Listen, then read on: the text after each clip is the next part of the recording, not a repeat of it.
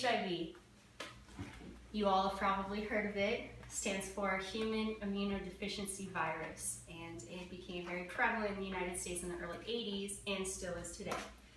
Why am I here talking to you about this? Well, we are all young people living in a college town where sexually transmitted diseases are still a pretty common occurrence and still a very serious matter. So for that reason, I am here to give you some background information on HIV, including its causes, symptoms, and how it's transmitted. So we'll start with the question, what is HIV and what causes it? So as I just said, HIV is an acronym for Human Immunodeficiency Virus.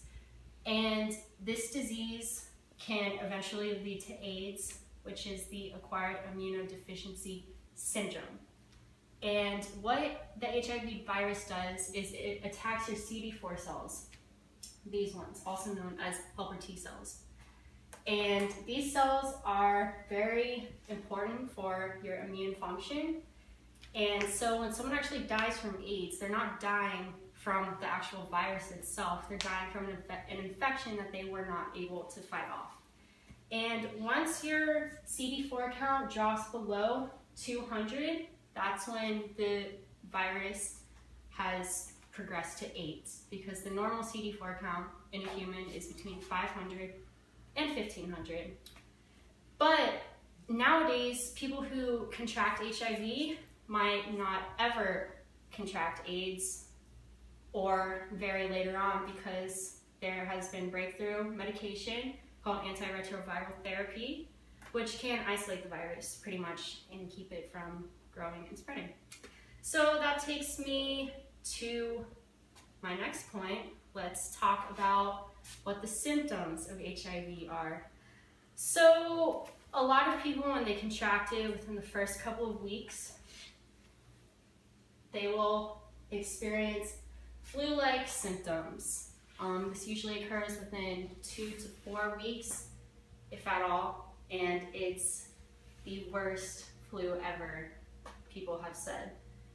And honestly, a lot of people don't have any symptoms. They could go 10 plus years without feeling any different, and they only will really start to feel sick once they progress closer toward AIDS.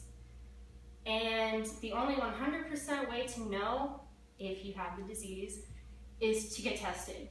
But the thing is, when you get tested, if it's too early on, within the first couple of weeks, the virus might not show up on the test. But during this time, you are still very infectious. So, while HIV has plagued much of the world, there are ways to prevent it. HIV is spread mainly through blood, semen, and vaginal fluid. So you cannot contract the virus by hugging or kissing someone, given the rare occurrence that this person has a cut in their mouth or you both have cuts that happen to touch. But other than that, it's not going to happen. And the virus also cannot survive outside the body for very long, and it can't reproduce.